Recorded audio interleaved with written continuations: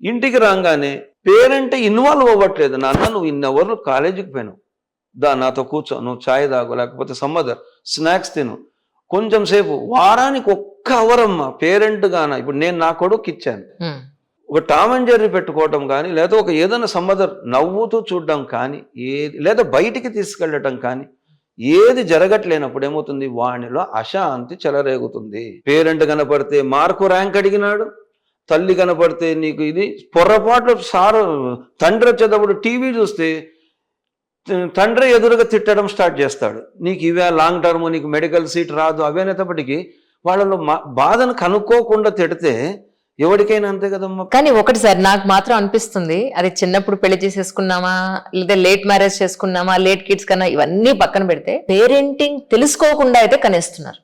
అంతేనమ్మా, అన్డౌటెడ్లీ. ఎలా పెంచాలి అమ్మా, నేను ఒక డెఫినేషన్ చెప్తాను, కావాలంటే దాన్ని యాడ్ చేసుకోండి. Why they are called parents but not mother and father. General గా అనరు అంటే, they are paying the rents of these buildings of schools and colleges. They are only for paying the rent. They are not at all declaring or asking about their future or feature in which manner they want to become. Correct. ఇన్నేళ్ళు తింటే నేను చెప్తున్నాను, ఏ parent నన్ను తీసుకోండి, నేను వానికి laptop ఇచ్చాను, ఈరోజు దీనికి మాల్కు పోయినాను, ఈ సెంట్రల్కు పోయినాము, వానికి మొబైల్ ఇచ్చాను, బెల్ట్ డ్రెస్ అన్నాడు. కానీ నేను 1 గంట లేదా అర్ధ గంట కూర్చొని నా కొడుకుతో నా బిడ్డతో నేను ఎంజాయ్ చేశాను అన్నటువంటి ఇండ్లలో చూడండి స్ట్రెస్ లేదు. లేదా ఈ స్ట్రెస్ తట్టుకోలేక పక్కన ఫ్రెండ్షిప్ అయిపోయి దాంతో చెడు అలవాట్లు వస్తాయి. ఇంకా చదువు ఎక్కడ వస్తుంది? ఎగ్జాక్ట్లీ. అది హాస్టల్ పాయింట్ ఆఫ్ వ్యూలో డిసిప్లిన్ గురించి ఎగ్జాక్ట్లీ మేడం. ఫస్ట్ మనము ఒక దట్ ఈస్ ద ఏజ్ వాళ్ళు రాంగ్ ట్రాక్ పట్టినా, చెడు సావాసాలు పట్టినా, so which is very sensitive age. ఆ ఏజ్ దాటే కదా మనం వచ్చింది. ఈ ఏజ్ లో హార్మోనల్ ఇన్బ్యాలెన్స్ అనుకోవచ్చు, ఏదైనా అనుకోవచ్చు, ఇది కామన్. అందుకోసమే ఫస్ట్ మనం girls separate, boys separate. Second thing, ఎలాంటి స్టూడెంట్, ఎడ్యుకేషన్ స్టూడెంట్ అయినా డైవర్షన్ అవడానికి అవకాశం ఉంది. మనం ఎక్కడైతామనేది అందరికి తెలిసింది కదా, ఓపెన్ గా చెప్పాల్సిన అవసరం లేదు. ఫస్ట్ ఆఫ్ ఆల్ పేరెంట్ వచ్చిన వెంబడే ఆల్మోస్ట్ పేరెంట్స్, సార్ మా అబ్బాయి చాలా టాపర్, మా అబ్బాయికి చాలా మంచి మార్కులు వచ్చినాయని స్టూడెంట్ ముందరే చెప్పేస్తారు. ఇక్కడ మార్కుల టాపర్ అనేది అవసరం లేదు. మీ అబ్బాయి హార్డ్ వర్క్, ఈ రోజు చేసే హార్డ్ వర్క్ లాస్ట్ వరకు చేస్తాడా లేదా అనేది ఇంపార్టెంట్. కరెక్ట్. ఆ మధ్యలో మనము ఆ పిల్ల డైవర్షన్ అవ్వచ్చు. అందుకోసమే ఇప్పుడు ఎస్పెషల్గా వేరే వాళ్ళది నాకు తెలియదు, ఇక్కడ వచ్చిన ప్రతి స్టూడెంట్ దగ్గర నుంచి అబ్జర్వేషన్ ఫస్ట్ 1 month వరకు, ఒక 15 days వరకు వాళ్ళు అర్థం కాదు, వాళ్ళకి అర్థం చేసుకోవాలా, ఇతను ఏం చెప్తే చదువుతాడు, ఇతనితో ఎలా ఉండాలా, ఇతనికి ఎప్పుడు గట్టిగా మాట్లాడాలి అనేది ఒక మేనేజ్మెంట్ దగ్గరుండి చేస్తేనే అవకాశం ఉంది. ఇంత చేసుకుంటూ వస్తేనే ఆ డిసిప్లిన్ అనేది మనం మెయింటైన్ చేయగలం. లేదు వదిలేసిన పిల్లలు చదువుతున్నాడు, వస్తున్నాడు, పోతున్నాడు అంటే నీకు తెలియకుండా నీ ఇన్స్టిట్యూట్లోనే ఎన్నో పనులు చేస్తాడు అతను. ట్రూ. మనం వాళ్ళతో పాటు అటెన్షన్ మెయింటైన్ చేయాలి మేడం. సింగిల్ పాయింట్ ఆఫ్ వ్యూలో ఒకటే మాట, ఆ పిల్లలతో పట్టించుకోవాలా, వాడు ఏం చేస్తున్నాడు, వాడి పేరుతో సహా, వాళ్ళ ఫ్యామిలీతో సహా, అతని అలవాట్లు కూడా మీకు తెలియాలా. అప్పుడే ఆ 1 year ఉన్నంత వరకైనా మీరు అతన్ని కంట్రోల్ చేయగలరు. మేము ఎప్పుడో ఇంకా వచ్చినాడు, అడ్మిషన్ అయిపోయినా, ఇంట్లో కూర్చున్నాము, తర్వాత వాళ్ళు చదువుతారంటే కుదరదు. కంపల్సరీగా మనం ఇప్పుడు పేరెంట్ ఇప్పుడు ఒక తప్పు చేయాలంటే మా నాన్న ఉన్నాడని ఎలా పడతాడు వాడు. ఇన్స్టిట్యూట్లో మనం రాంగ్ చేయకూడదు. హాస్టల్ టైమింగ్స్ ఇది, వాళ్ళకి ఆ టైం మిస్ కాకుండా ఎప్పుడు పండుకోవాలా, ఎప్పుడు అసైన్మెంట్ ఉందని మనం రెగ్యులర్గా మనకి మానిటర్ చేసి అసైన్మెంట్ ఇస్తేనే వాడు బిజీ అయిపోతాడు. ఎప్పుడైతే చేయకపోతే పేరెంట్స్కి ఇన్ఫార్మ్ చేసేయాలా. సో అప్పుడు వాళ్ళకి అరుస్తారు కదా, భయం పెడతారు. ఇది రెగ్యులర్గా జరుగుతూనే ఉండాలా. అదే ముమ్మాటికి మొత్తం ఫస్ట్ పాయింట్ ఎక్కడ వస్తుంది అంటే, స్ట్రెంత్ తక్కువ ఉంటేనే నేనైనా మెయింటైన్ చేయగలను, వేరే వాళ్ళైనా మెయింటైన్ చేయగలను. ఇంకొకటమ్మా, జేఎల్ పద్ధతి అని ఒకటి ఉంది. నేను ప్రొఫెసర్ అంటే నేను సీనియర్ మోస్ట్ లెక్చరర్, నా క్లాసులో నేను చెప్పి వెళ్ళిపోతే ఆ సో అండ్ సో వచ్చే జేఎల్స్ అని అవార్డ్ చేస్తారు. స్కూల్స్ లో కూడా ఉంది, కో టీచర్ అని ఒకటి పెట్టి. వాళ్ళకి ఎంతవరకు వచ్చు? ఇప్పుడు ఇదే నేను చేసేటప్పుడు వర్క్ అందరు స్టేట్లో తెలుసు, జేఎల్స్ నా దగ్గర ఉన్న వాళ్ళని క్లాసుల్లో కూర్చోబెట్టుకుంటుంటే, ఈవెన్ ఇప్పుడు కూడా కూర్చోబెట్టుకుంటే అప్పుడు నేను చెప్పే మెథడాలజీ ఆయన ఎంఎస్ఐ ఉంటుంది కాబట్టి అర్థమవుతుంది.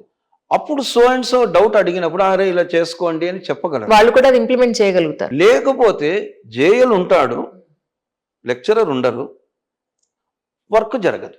కరెక్ట్. ఇంకోటి, మీ మీద ఇంపార్టెన్స్ ఎప్పుడు వస్తుంది? నాకు మీ నుంచి సబ్జెక్ట్ అనేది నేర్చుకుంటున్నప్పుడు.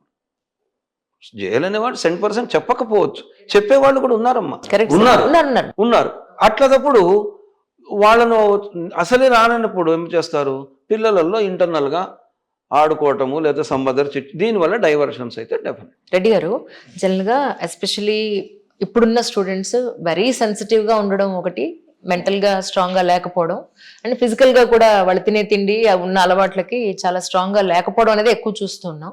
అండ్ మోర్ ఓవర్ ఇది సీట్ రాలేదు, ఇక్కడ ఫెయిల్ అయ్యాము, బ్యాక్లాగ్స్ ఉన్నాయి, లేదా లేకపోతే ఫెయిల్యూర్ అయింది, లేదా ఫ్రెండ్స్ ఏదో కొట్టుకున్నారు, వీటికి కూడా సూసైడల్ టెండెన్సీస్ చాలా ఫ్రీక్వెంట్ గా చూస్తాం. అవును. సో మీరు అలాంటి పిల్లల్ని గుర్తించే అవకాశం ఉంటుందా, లేదా నా సబ్జెక్ట్ వరకే నేను చెప్పడానికి నాకు టైం సరిపోవట్లేదు అన్నట్టుందా, ఏంటి? మనం ఇప్పుడు క్లాస్ చెప్పేటప్పుడు వాళ్ళు సబ్జెక్ట్ ఒక్కటే వింటున్నారా అనేటువంటిది చూడం మేడం. టోటల్ బాడీ బిహేవియర్ వాళ్ళకి అర్థమైపోవాలి మనం. Exactly. First student body behaviour ఏంటిది, వాళ్ళు ఇంట్రెస్ట్తో వచ్చారా లేకపోతే పేరెంట్ ఫోర్స్తో వచ్చారా అనేది ఫస్ట్ మనం ఐడెంటిఫై చేయాలి. ఇన్ కేస్ ఆఫ్ వాళ్ళ యొక్క బిహేవియర్ అనేటువంటిది మనం ఒక 1 వీక్ అబ్జర్వ్ చేయగలిగితే వాళ్ళని ఆటోమేటికల్గా మేనేజ్మెంట్ దగ్గర పంపిస్తాం. సో మేనేజ్మెంట్ వాళ్ళు ఏం చేస్తారు అంటే పేరెంట్కి కాల్ చేసి వాళ్ళతోటి మీటింగ్ ఏర్పరుస్తాం. అంటే వాళ్ళకి in case of any internal problem is they will discuss. ఆటోమేటికల్గా అది అప్పటికి కంప్లీట్ అయిపోతుంది. ఇన్ కేస్ ఆఫ్ అది ప్రొలాంగ్ అవుతూ ఉంది అనుకోండి, ఆటోమేటికల్గా ఇందాక మీరు చెప్పిన కేసెస్ రిపీట్ అవుతాయి.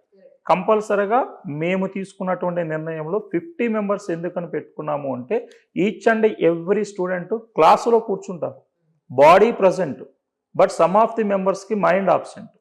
అంటే వాళ్ళ ఆలోచనలు ఇక్కడ ఉండవు, వాళ్ళు ఎక్కడెక్కడో ఉంటాయి. వాళ్ళని చూడగానే కంపల్సరీగా లెక్చరర్ ఐడెంటిఫై చేస్తారు. బట్ ఐడెంటిఫై చేసినప్పుడు క్లాస్లో లేపి తిట్టడం అనేటువంటిది జరగకూడదండి. ఎందుకంటే ప్రతి స్టూడెంట్ కూడా సెల్ఫ్ రెస్పెక్ట్ కోరుకుంటాడు. అందువల్ల ఇన్ కేస్ ఆఫ్ వాళ్ళతో ఏదైనా ప్రాబ్లం ఉంది అంటే after completion of the class తర్వాత స్టూడెంట్ని పిలుస్తాం. ఇలా జరిగింది, నేను అబ్జర్వ్ చేశాను, నువ్వు ఎందుకు అలా ఉన్నావు అంటే వాళ్ళు ఏదన్నా మనకి రీజన్ చెప్తే మీరు అవన్నీ పట్టించుకోవాల్సిన అవసరం లేదు. మీకు కావాల్సింది 1 ఇయర్ హార్డ్ వర్క్ చేయండి. ఇన్ కేస్ ఆఫ్ ఇంటర్నల్గా ఏదన్నా ప్రాబ్లం ఉన్నా డిస్కస్ చేస్తారు, మాతో డిస్కస్ చేస్తారు, యాజ్ వెల్ యాజ్ మేనేజ్మెంట్తో డిస్కస్ చేస్తారు. అవి మేము సాల్వ్ చేయగలిగినవి అయి ఉంటే మేము అక్కడికక్కడ స్పాట్లో సాల్వ్ చేస్తాం. ఇన్ కేస్ ఆఫ్ మేము సాల్వ్ చేయలేనివి ఏమైనా ఉంటే పేరెంట్ తోటి మీటింగ్ ఏర్పాటు చేస్తాం.